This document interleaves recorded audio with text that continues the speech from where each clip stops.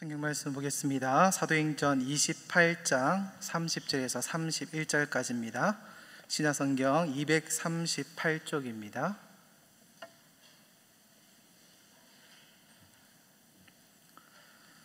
신약성경 238쪽 사도행전 28장 30절 31절 2절 다 같이 한 목소리로 같이 읽도록 하겠습니다. 시작.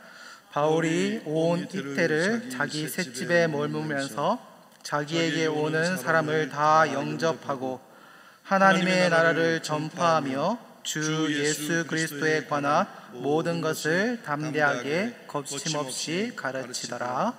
아멘. 네, 여러분 허들이라는 경기를 아십니까? 아마 육상에 진짜 관심이 없다 하더라도 아실 겁니다. 왜냐하면은 우리 자녀들이 학교에서 운동회 때 한 번씩 하는 것들을 봤을 거니까요.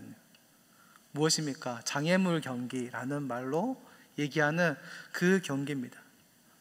일정한 간격을 두고 그 장애물을 뛰어넘어서 달려가는 경기입니다. 실은 그 허들에 걸려도 아무 문제 없습니다. 혹은 정말 힘이 좋으면요 그냥 무시하고 쭉 달려가도, 그래서 1등에도요 경기 결과에는 아무 상관이 없다라고 합니다.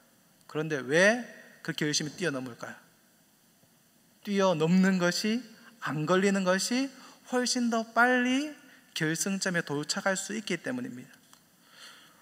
어쩌면은 이 사도 바울의 어쩌면은 오늘 제가 보려고 하는 27장, 28장의 말씀을 살펴보려고 하는데요, 이 여정들 또 보면요 정말 허들 경기같이 한 개 딱 넘었다 싶으면은 끝나야 되잖아요. 그렇잖아요. 우리 가운데서 고난이 있고 나면은 그 다음에 뭐가 있습니까? 이제 좀 한숨 쉬어야 되는데, 사도 바울은 27장, 28장을 쭉 보면은 고난이 끝나고 나면 또 다른 고난이 끝나고 나면 또 다른 고난이 다가옵니다. 어쩜 우리가 참 힘들겠다 싶을 수도 있잖아요. 그리고 그 경기 끝나고 나면은 이제 상이 있어야 되는데, 상은 누구에게만 있습니까? 등수에 들었는 사람에게만 있잖아요. 근데 우리가 이 험난한 경기를 지나가는데 과연 나에게 상이 들 만큼의 경기를 했는가 안 했는가, 이런 고민을 또한 우리가 하게 됩니다. 그렇죠? 우리가 믿음의 경주를 달려간다고 얘기하는데 내가 과연 경주를 달려가고 있는데 상 받을 만할까? 오늘 27장, 28장의 말씀을 차근차근 보시면서 성경책 27장, 28장 딱 펼쳐놓으시고 같이 보시면서 그 말씀을 살펴봤으면 좋겠습니다. 28장, 29장은요 로마로 가는, 이 사도 바울이 로마로 가는 그 여정들에 대해서 살펴보겠습니다. 그 27장 한번 살펴보면 27장 1절에 보면은 우리가 배를 타고 이달리아로 가기로 작정되매 라고 되어 있습니다. 너무 많이 들어서 알고 계시겠지만 왜 이탈리아, 로마로 갑니까? 바로 유대인들의 항소 때문에 이 법정에서 무죄로 풀려야 함에도 불구하고 무죄로 풀려지지 않고 뭔가 넘겨주려고 하니까 사도 바울이 나는 로마 시민이기 때문에 가이사, 로마에 가서 왕에게 이 판결을 받겠다 호소한 것입니다. 그래서 어디로? 이탈리아, 로마로 가게 됩니다. 근데 가는데 바울과 다른 죄수 몇 사람이 아우구스 대 백부장 율리오라는 사람에게 맡겨지니라고 되어 있습니다. 이게 여기서 아우구스 도네라고 되어 있습니다. 이 아우구스 도네가요 다른 게 아니고 그런 부대가 있다라고 합니다. 근데 이 부대가 그냥 어설픈 부대가 아니고요 로마 황제 친위대 소속의 군대랍니다. 그러니까 어쩌면은 정예 중에 정예, 그러니까 엘리트 중에 엘리트, 그냥 훈련 많이 하고 열심히 해서 특공대 같은 그 정도, 특공대일 수도 있겠지만은 그 정도로 끝나는 것이 아니라 어떻게 보면은 그 출신 사람까지, 그러니까 엘리트 중에 엘리트, 어쩌면은 출신까지 다 따져가지고 부대에 들어올 수 있는 왕의 친위대 소속의 군인들인 겁니다. 왜 이 사람들이요? 유다, 특히 이 예루살렘이 이 유대 나라를 통치하는데 쉽지 않겠다 라고 판단한 겁니다. 그러니까 이 유대인은 누가? 이 왕의 친위대 소속에 있던 이 아우구스 도데라는 부대의 백부장 율리오라는 사람이 이곳에 있었던 겁니다. 그리고 이 사람을 통하여서 이 맡겨져서 누구에게? 이제 로마로 이동을 하는데요. 오늘 27장 2절에 보면은 이렇게 되어져 있습니다. 아시아 해변 각처로 가려 하는데 아드라무테노 배에 우리가 올라 항해할세 마게도냐의 데살로니가 사람 아리스다고와 함께 하니라 되어 있는데, 여기서 앞부분에 보면 있습니까? 아리드라무테노 배, 말이 좀 어렵긴 한데요. 지도를 잠시 띄워주시면요, 지도에 보면은 이게 바울의 3차 전도 여행에서 돌아오는 길입니다. 돌아오는 길에 딱 보면은 저 위에 노란색 한 게 있죠. 뭐요? 아리드라무테노. 그러니까 이 배를 타는데요, 가이사랴에서 배를 타고 원래는 어디로 쭉 해가지고 어디로 가는 게 에베소로 가는 그 길로 가는 배를 탄 겁니다. 왜? 바로 로마로 직행하는 배가 없거든요. 그래서 이 배를 타고 가이사랴 배를 타고 가서 중간에 거쳐서 다른 데로 가는 겁니다. 여기 또 2절에 보면은 아리스다고라는 사람이 나타나는데요, 이 아리스다고라는 사람이요, 성경에 보면은 함께 갇힌 아리스다고도 너에게 문안한다라고 되어져 있습니다. 이게 좀 이상하잖아요. 이 사람은 누군데 갑자기 튀어나와서 같이 문안한다라고 하느냐. 근데 이것을 정확하게 나와 있지 않지만 아마도 이렇지 않을까 싶은 게, 사도 바울이 나이가 많지 않습니까? 나이가 많으니까 혹시나 젊고 어린 죄수들과 함께 있을 때에 좀 그래도 생각이 있고 괜찮은 사람 같으면은 함부로 하지 않겠지만은 좀 치기 어리고 어린 애들 같은 경우는 막 함부로 대할 수 있다라는 겁니다. 그러니까 어떻게 해요? 이 아리스다고라는 사람이 사도 바울의 노예는 아니었지만은 노예로 자청해서 함께 가는 겁니다. 내가 이분의 노예이기 때문에 함께 가야 됩니다라고 하는 겁니다. 그러면서 어떻게 해요? 보디가드 역할. 그러니까 아마 덩치가 좀 좋았던 것 같습니다. 싸움을 좀 하는. 그러니까 이 사도 바울 옆에 이 덩치 좋은 사람이 있으니까 다른 죄수들이 함부로 대할 수 없는, 어쩌면은 누가가 비서처럼 함께 의사로 같이 다녔다라면은 이 아리스다고라는 사람이 아마도 이런 죄수들의 구타나 이런 문제가 혹시나 생길까 싶어서 아마 사도 바울을 함께 따라간 사람이 아니겠는가라고 생각이 되어집니다. 그래서 이제 빌레몬서에도 보면은 함께 갇힌 자 된 아리스다고도 너에게 문안한다라고 얘기를 하고 있는 겁니다. 아주 중요한 일을 했는 거예요. 사도 바울의 신변의 안전을 지켜주는 사람이었습니다. 그러니까 어떻게 해요? 이런 일을 하는 겁니다. 그리고 3절에 보면은 시도네이라는 곳에 딱 도착을 하고 나서 율리오가 바울을 친절하게 대해서 친구들을 만나도록 허락을 해줍니다. 아마도 율리오라는 사람이 어떤 사람이라고 하겠습니까? 이 왕의 친위대, 그러니까 엘리트 중에 엘리트, 좀 괜찮은 사람이었던 겁니다. 그러니까 딱 보니까 이 사도 바울의 행동하는 모습이라든지 또한 다른 사람들이 대하는 모습들을 보니까 이 사람은 죄수여서, 그러니까 잘못해서 흉악한 죄를 저질러서 이곳에 와서 올라가는 게 아니고 좀 인품이나 덕이나 행동하는 것도 보니까 이 사람은 아마 좀 모함을 받았거나 이런 일들로 인해 가지고 이렇게 잡혀가게 되는구나라는 것들을 아마 생각한 것 같습니다. 그러니까 이 사람을 어떻게 해요? 사리 판단을 잘해서 같이 친구들을 만나고 대화할 수 있도록 허락을 해준 겁니다. 그렇게 해서 이제 사도 바울이 어디로요? 계속 이제 이동하게 되는데요. 지도를 잠시 다시 띄워주시면요, 지난번에도 우리 목사님 설교하실 때 보셨겠지만 어디서요? 이게 그냥 쭉 시돈에서 그냥 쭉 가면 되는데, 그때 또 한참 풍랑일고 일기가 좋지 않을 때다 보니까 어디요? 국으로 안조로 해가지고 무라까지 갑니다. 그리고 이 무라에서 어떻게 해요?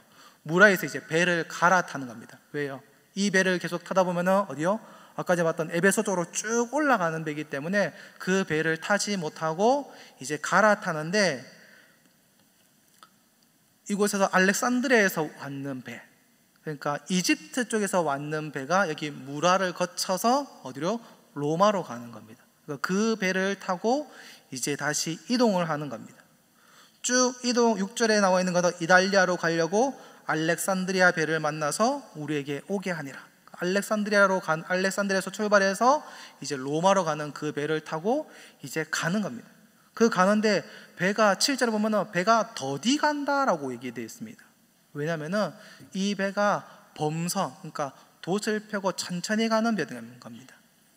날씨만 좋았으면 아마 배가 바람을 잘 받아가지고 빨리 갔을 텐데, 아까 말씀드렸잖아요. 이 구부로로 돌아갔던 이유가 이 풍랑이나 이런 일기가 좋지 않으니까 이렇게 돌아가는 거, 아니면 구부로 앞쪽으로 쭉 갔을 텐데 돌아갔던 것처럼 이걸 로마로 가는 그 길도 어떻게 해요? 험난하니까 바람이 잘 불지 않으니까 이렇게 천천히 더디 가고 있는 겁니다.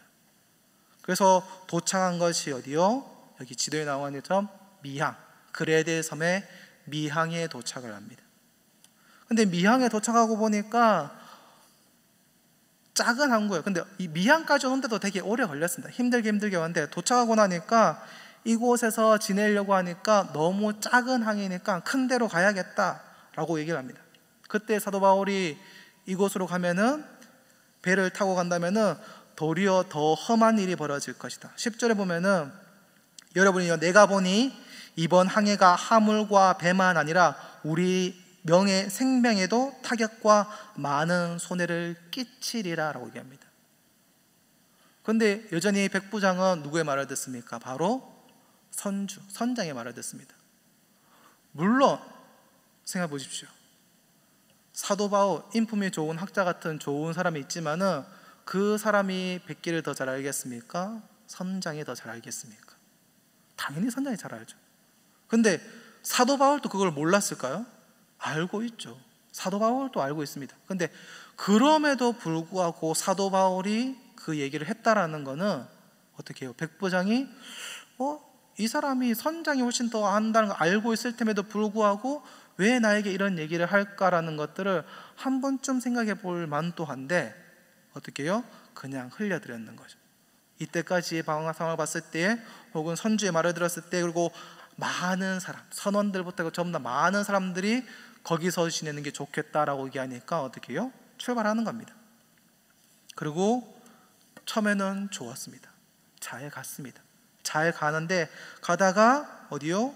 조금만 가다 보니까 유라굴로라는 광풍을 맞아서 이제 정처 없이 또 돌아가게 되는 겁니다. 이게 17절 말씀을 우리가 잠시 보면요, 16절 17절을 보면은 가오디라는 작은 섬 아래로 지나 간신히 거루를 잡아 끌어올리고 줄을 가지고 선체를 둘러감고 스르디스에 걸릴까 두려워하여 연장을 내리고 그냥 쫓겨가더니, 가다가 보니까 섬 같은 것도 좀 보이고 있는데 도리어 내려야 될 텐데 내리지 않고 올렸답니다. 왜? 스르디스에 걸릴까 싶어서. 여기서 스르디스라는 것이 쉽게 하면 암초 아니면 암석, 그러니까 바다 밑에 있는 그런 돌멩이에 걸릴까, 지도 안 띄워주셔도 됩니다 이제. 그런 거에 걸릴까 싶어가지고 다 올리는 겁니다. 그리고 올리고 지나가다가 더 무서워서 이제 어떻게 해요? 사공들이 짐을 바다에 풀어버립니다. 집사님 지도 지워주시면 감사하겠습니다. 사공들이 바다에 짐을 버립니다. 왜냐하면은 안 그래도 배가 이집트에서 어디로요? 애굽에서 로마까지 가는 배입니다. 짐을 잔뜩 실었습니다. 왜요? 팔아야 되는 물건들이 있으니까요. 그럼에도 불구하고 가는데 너무 풍랑이 많이 비니까 파도가 쳐갖고 너무 배 위로 너무 많이 올라온 겁니다. 거기다가 조그마한 섬 발견해가지고 혹시나 암초에 걸릴까 싶어서 배가 가벼워야지, 그런데 안 걸리고 지나갈 수 있잖아요. 그러니까 있는 짐을 버리기 시작하는 겁니다. 그리고 나흘 째 됐을 때는 기구들까지 버립니다. 필요한 것들. 근데 20절 보면 여러 날 동안이라고 되어 있는데, 여러 날 동안이 나중에 보니까 14일 2주 동안 해와 달과 별, 그러니까 아무것도 밤에도 못 보고 낮에도 못 보고 아무것도 못 보고 그렇게 지나가는 겁니다. 저는 배멀미를 해본 적이 없는데요, 큰 배도 타본 적도 없고 길게 타본 적도 없어서 모르겠는데 배멀미가 그렇게 힘들답니다. 저희 어머니가 얼마 전에 울릉도로 갔다가 풍랑이 좀 심해가지고 번쩍 거려가지고 그래가지고 독도까지 가는 게 원래 일정이었는데 나는 못 가겠다 나는 못 가겠다. 그 오는데 힘들었던 것 때문에 독도까지 가는 것도, 울릉도까지 왔으면 독도도 가봐야 되는데 독도 못 가겠다라고 포기했다. 근데 그런 정도가 아니라 해도 안 보이고 달도 안 보이고 별도 안 보이고 배는 뭔가 조절할 수도 없으니까 막 낙엽 떠다니는데 그 상황에서 지나가니까 어떻겠습니까? 죽을 지경인 거죠. 근데 우리가 생각해 봐야 될 건이 무엇입니까? 지금 사도 바울이 어디로 가는 길입니까? 로마로 가는 길입니다. 근데 로마로 가는 게 그냥 사도 바울이 바닥바닥이어서 내가 로마로 가고 싶다고 우겨서 가는 겁니까? 하나님께서 로마로 가라고 해서 가는 겁니까? 하나님이 로마로 가라고 해서 가는 겁니다. 그런데요, 어떤 일이 벌어지고 있습니까? 유라 올라오는 광풍을 맞아서 14일 동안 정처 없이 먹을 거 다 토해내고 먹지도 못하고 먹을 생각도 못하고 완전히 엉망으로 떠돌아다니는 겁니다. 어쩌면 이게 하나님의 뜻, 로마로 가는 게 하나님의 뜻인데 왜 로마로 가는 그 길 가운데 왜 이런 어려움이 있느냐라는 거죠. 우리는 흔히 생각합니다. 흔히 얘기하죠. 하나님의 뜻이면 만사형통이다. 하나님의 길이면 만사형통하지 않겠느냐. 그런데요, 성경을 바라보고 있으면요, 하나님의 뜻대로 가는데 만사불통의 경우가 훨씬 더 많이 있습니다. 아니, 하나님 뜻대로 가는 데마다 하는 대로 안 됩니다. 그러니까 하는 것마다 안 되고 어렵다라는 겁니다. 하나님 뜻대로 간다라는 것이. 그렇기 때문에 우리에게 무엇이 필요하냐? 믿음과 담력이 필요한 겁니다. 하나님의 뜻이라 위험이 있고 환난도 있고 역경도 있고 어려움이 있다라는 겁니다. 아니, 도리어 하나님의 뜻이기 때문에 환난과 역경과 어려움이 있습니다. 어쩌면은 내 삶이 너무나 평안하고 좋다? 그러면은 잘못된 길을 가고 있는 겁니다. 지금 저희 교육자들이 성경을 하루에 3장씩 읽는데 아침마다 지금 역대상하를 읽고 있는데 거기에 나오는 게 꼭 나오는 게 좀 왕들이 좀 부강하여지니까, 그러니까 나라가 평안하여지니까 뭐 하느냐면은 그 전까지 하나님을 잘 섬겼던 왕이, 안 섬겼던 왕이면 또 말도 안 하는데 잘 섬겼던 왕이 나라가 부강해지고 평안해지니까 하나님을 떠나가 버리는 겁니다. 어쩌면은 반대와 역경에 있다라는 것은 우리가 하나님의 뜻대로 가고 있다라는 것을 또한 우리에게 보여주는 뜻이기도 합니다. 하나님의 뜻이기 때문에 도리어 반대가 더 심합니다. 우리가 흔히 보면은 술집에 들어온다라고 했을 때에 미친 듯이 반대하는 거 본 적 있으십니까? 생각보다 그렇게 미친 듯이 반대를 안 합니다. 우리 집 근처에 술집이 들어오더라도 혹은 들어와서 들어왔네? 하고 지나가 버립니다. 그런데요, 교회가 들어온다고 하면 어떻습니까? 미친 듯이 반대하는 사람들이 꼭 있습니다. 그렇죠. 아니, 술집은 그렇게 미친 듯이 반대 안 하는데 교회에 들어오는 건 미친 듯이 반대하는 거. 그러니까 하나님의 일을 한다라는 것이 항상 늘 반대와 역경이 있다라는 것을 우리에게 얘기해 주고 있는 겁니다. 그래서 우리에게 믿음과 담력이 필요한 겁니다. 믿음이라는 건 어떻게 보면요, 평안할 때는 필요 없을 수도 있습니다. 믿음이 필요 없다라는 얘기가 아닙니다. 어쩌면 평안할 때는 괜찮잖아요. 그런데 우리가 어떻게 해요? 어려울 때 특히 더 믿음과 담력이 필요합니다. 그것을 이겨내야 되니까요. 조금 방해가 있다고 우리가 쉽게 포기하지 말라라는 겁니다. 윈스턴 처칠이라는 사람이 자기 모교가에서 인사말 축사 같은 것도 했는데 그게 되게 유명합니다. 졸업하는 사람들에게 축사 겸 격려사 한마디 하라고 하니까 아주 짧게 얘기합니다. 결코 포기하지 마십시오. 둘째도 결코 포기하지 마십시오. 세 번째도 결코 포기하지 마십시오. Never give up. 이 세 마디만 딱 하고 내려갔답니다. 그러니까 결코 포기하지 말라. 역사상, 그 학교 역사상 가장 짧은 축사이면서도 가장 오랫동안 기억에 남는 축사였답니다. 어쩌면은 우리가 살아가는 가운데 하나님의 뜻을 행하는 가운데 아마 어려움이 닥쳤을 때 우리는 쉽게 포기한 일이 많았을 겁니다. 이게 하나님의 뜻이 아닌가 보다. 그런데요, 믿음을 가진 사람들은 절대로 어려움이 없기를 바라서는 안 됩니다. 도리어 어려움이 있기를 바라야 되는 거죠. 왜? 반대가 있다라는 것은 하나님의 뜻이라는 확실한 증거이기 때문입니다. 그 어려움은 이때 그 어려움을 우리가 믿음으로 극복할 수 있도록 하나님 나에게 이 어려움을 이겨낼 수 있는 힘을 주십시오. 아니면 피할 길을 주십시오. 그냥 돌아가 버리는 것이 아니라 그것을 피해 가든지 이겨내 나가든지 하나님 알려주십시오라는 겁니다. 어쩌면 그렇게 힘들고 어려운 일이었기 때문에 다른 어중이 떠중이 이상한 사람들을 불러서 이 일을 맡기신 것이 아니라 사도 바울을 부르신 거겠죠. 이 사도 바울을 같은 사람을 불러서 이 일을 해갑니다. 정말 살 소망이 없는 유라굴로라는 광풍에 2주 동안 뒤 흔들려가면서 지냈던 그 시간이 지나가고 나서 여러 사람이 오래 먹지 못했을 때에 사도 바울이 다시금 얘기합니다.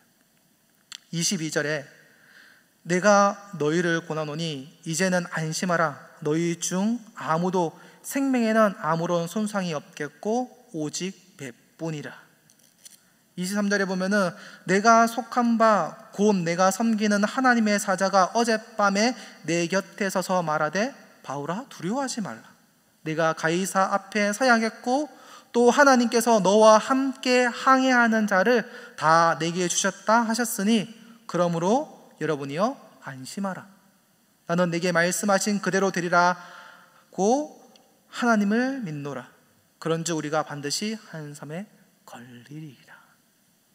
하나님께서 다시 사도 바울에게 얘기하셨을 때에 사도 바울이 그 말씀을 딱 붙들고 담대하게 말합니다. 하나님께서 사도 바울에게 약속을 주시니까 바울이 담대해지는 겁니다. 결론은 뭡니까? 사도 바울이 어디에? 이 황제 앞에 설 거라는 겁니다. 근데 생각해 보십시오. 만일 사도 바울이요 이런 풍랑과 어려움이 없었다라면은 그곳에 그 배에 있었던 273명의 사람들이 사도 바울의 말에 귀를 기울였을까요? 사도 바울의 말에 귀를 기울였을까요? 아니요. 니도 죄인이고 나도 죄인인데 그렇잖아요. 선원들은 죄수의 말을 왜 굳이 믿겠습니까? 뭐 인품도 좋아 보이지만 그래도 죄수잖아요. 뭐 굳이 듣겠습니까? 그런데요, 이런 풍랑의 어려움 가운데 있으니까 사도 바울이 전해주는 이 희망의 한마디 말이 어떻게 해요? 그들에게 다가오는 겁니다. 다른 사람들 어쩌면 선장까지도 정신줄을 놓고 있었을 겁니다. 이제 나도 모르겠다. 될 대로 되라. 살면 살고 죽으면 죽고 거의 이 상태로 있었을 겁니다. 근데 그때의 사도 바울이 정신 차리고 이 얘기를 해주는 겁니다. 그러면서 열흘째 되는 날 아드리아 바다에서 자정쯤 되어서 이 사공들이 이제 바다에서 육지가 가까워 오는구나라는 것들을 깨닫게 되는 겁니다. 그러면서 그들이 이제 혹시나 너무 가까이 가다가 암초 같은 데 부딪혀가지고 배가 파손될 수도 있으니까 밤이니까 이제 돛을 내려가지고 배가 더 이상 움직이지 못하게 합니다. 그러면서 사공들이 또한 어떻게 해요? 조금만 자기들 먼저 일찍 도망가려고 거룻배 나룻배를 먼저 내려서 도망가려고 하니까 사도 바울이 그것을 캐치하고 저를 끊어버려라. 안 그러면은 우리가 다 죽을 수 있다. 왜요? 배를 모는 사람들이 다 없어져 버리면은 갈 수 있더라도 어떻게 가다가 잘못하면 완전히 작살을 날 수 있잖아요. 끝장이 날 수 있지만은 사공들이 쌓일지 그래도 육지 가까이까지 갈 수 있으니까 그렇게 해서 그 닷을 끊어버리고 어떻게 해요? 날이 새어가니까 이제 음식을 좀 먹자. 음식을 먹지 않으면은 당신들이 배에서 육지까지 가야 되는데 그것들이 힘이 없어서 못 갈지도 모른다. 그러니까 음식을 먹자고 얘기해서 음식을 먹이고 어떻게 해요? 남아있는 밀을 나머지는 다 버립니다.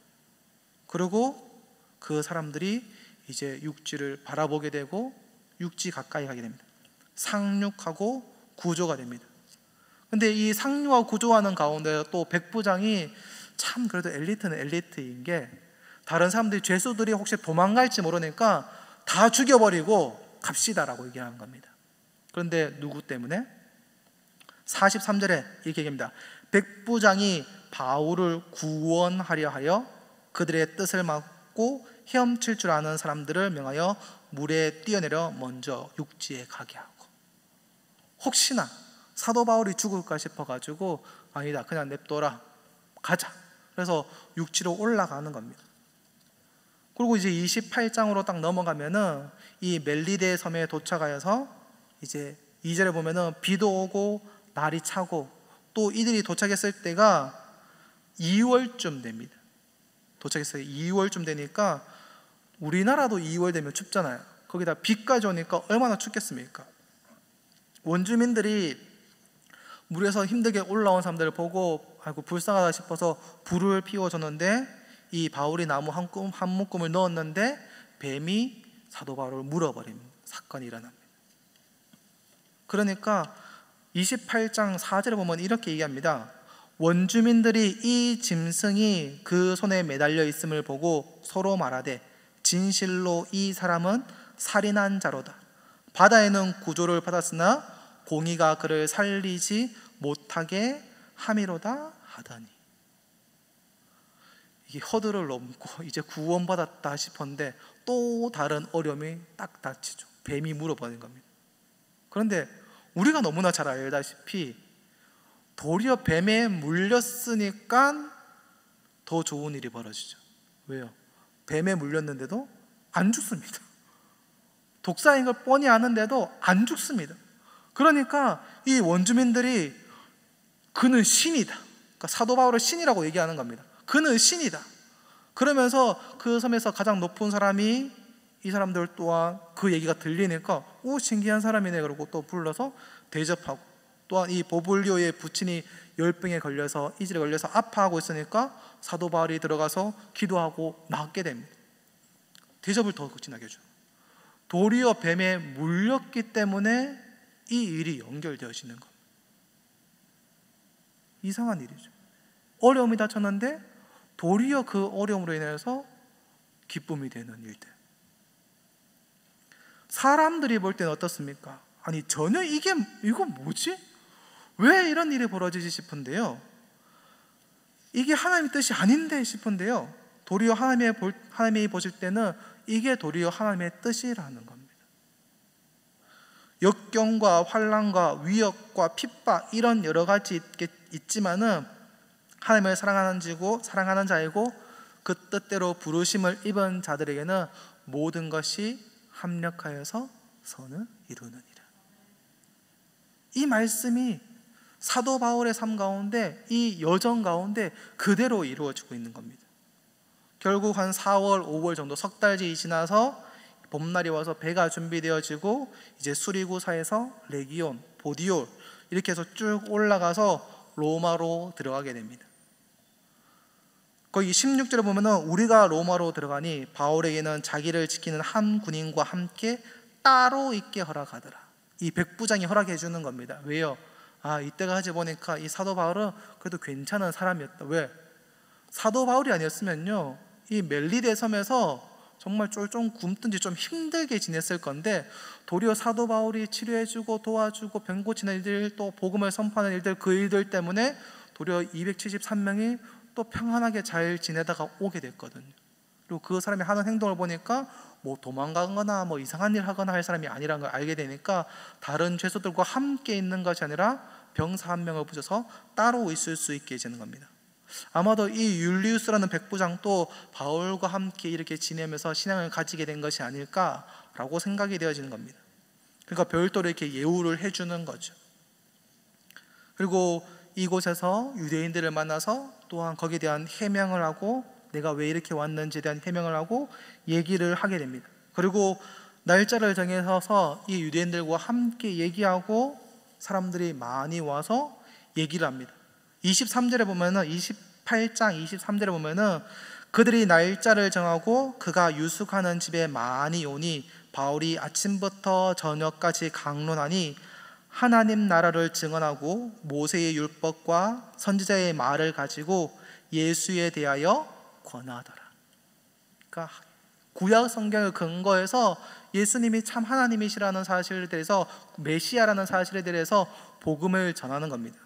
그런데 전 이 부분에서 24절에서 참 안타까운 마음이 드는 게요, 24절에 보면은 그 말을 믿는 사람도 있고 믿지 아니하는 사람은 또 있어. 어쩌면 제가 사도 바울이었으면은 여기서 좀 화가 났을지도 모르고 같습니다. 왜요? 힘든 여정이었잖아요.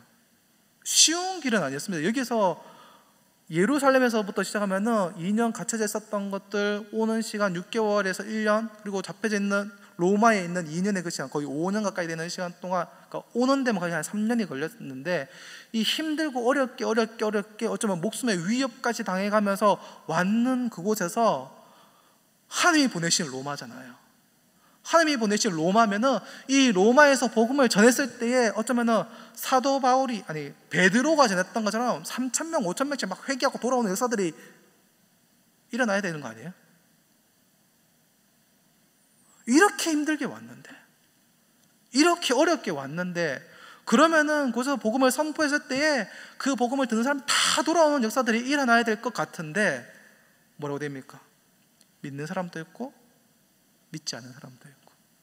그런데 뒤에 성경의 뉘앙스를 딱 보면요, 이전과 비슷하게, 그러니까 다른 곳에서 복음을 전했을 때, 사도 바울이 전도 선교 여행을 하면서 복음을 전했을 때처럼 아마 믿는 사람의 숫자는 별로 없었던 것 같습니다.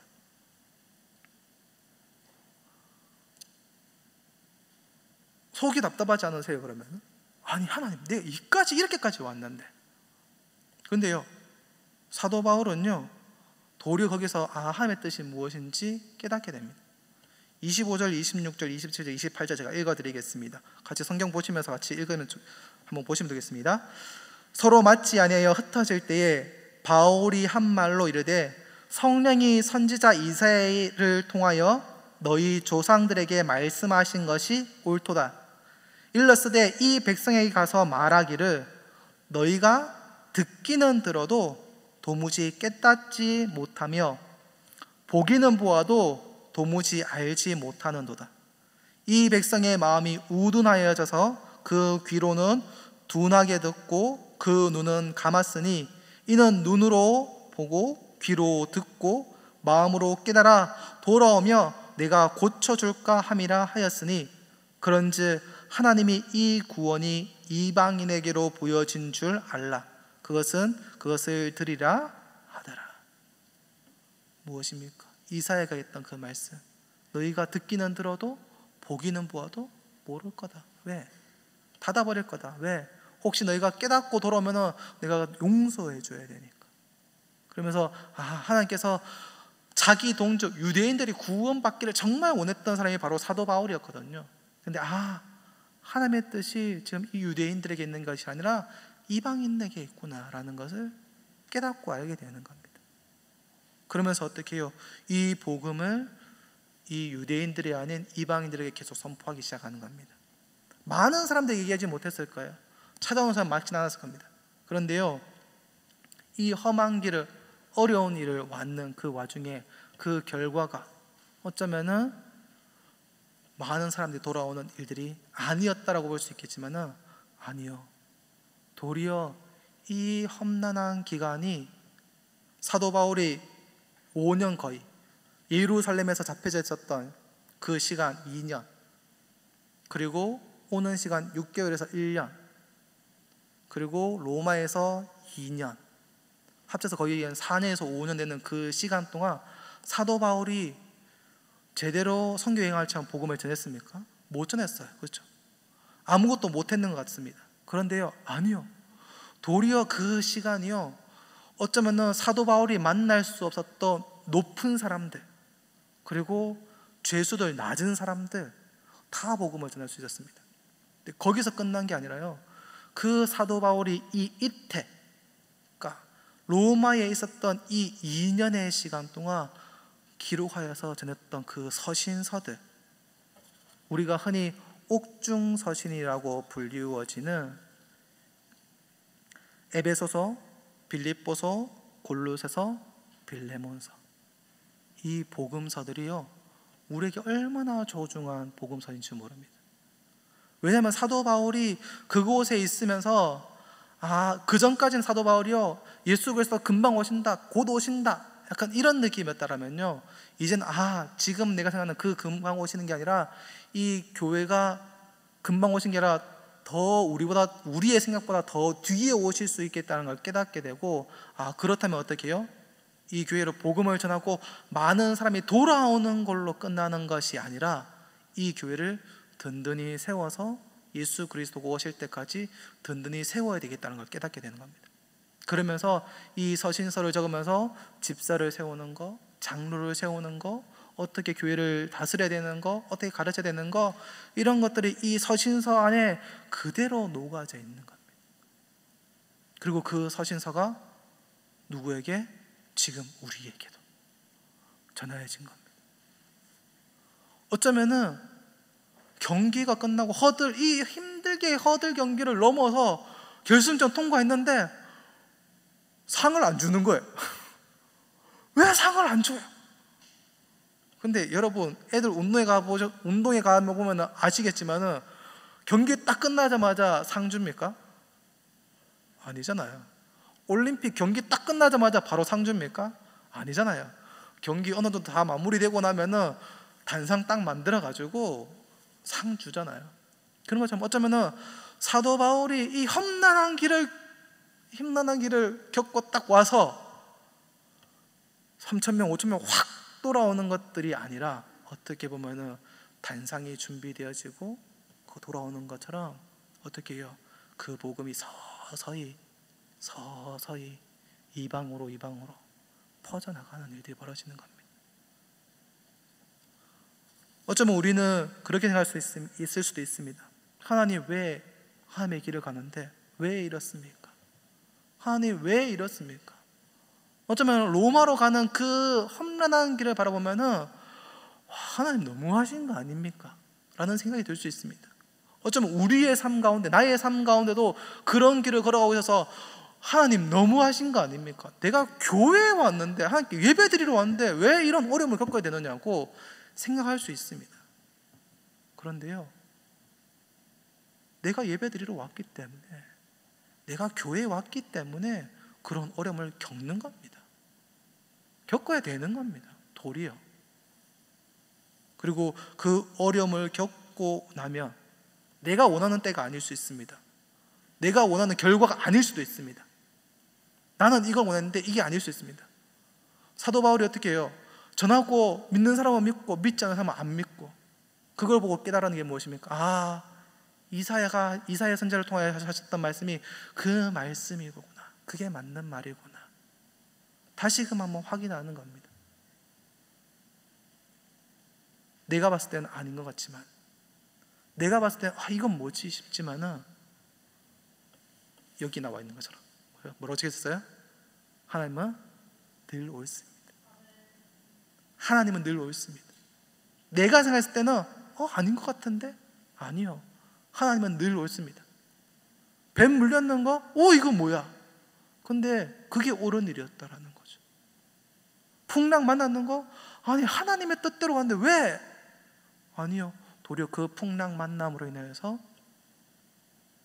그곳에 있는 사람 복음 전할 수 있었고요, 풍랑 만나고 그 일들을 겪음으로 인해서 이 백부장이 사도 바울을 혼자 있을 수 있도록 허락해 줬다라는 겁니다. 하나님이 하시는 일은요, 허투루 하는 일이 아무것도 없었습니다. 모든 것이 합력하여 선을 이루는 일, 그 일들이 사도 바울이 로마로 가는 그 길 여정 가운데 일어났던 일입니다. 하나님에 의지하고 가는 길, 어쩌면 우리에게 너무나 어렵고 힘들 수도 있습니다. 그런데요, 하나님이 인도하시는 길이기 때문에 우리는 갈 수 있는 겁니다. 저와 여러분들이 주님이 인도하시는 그 길을 담대하게 한 걸음씩 어쩌면은 내가 그 길 가고 있으면서도 이거 아닌 것 같은데 라고 싶지만, 그래도 하나님이 우리를 인도하시는 길이기 때문에 한 걸음씩 나아가는 저와 여러분이 되기를 주님의 이름으로 축원합니다. 기도하겠습니다. 하나님 아버지, 감사합니다. 오늘 사도 바울이 로마로 가는 그 여정의 길을 우리가 살펴보게 됩니다.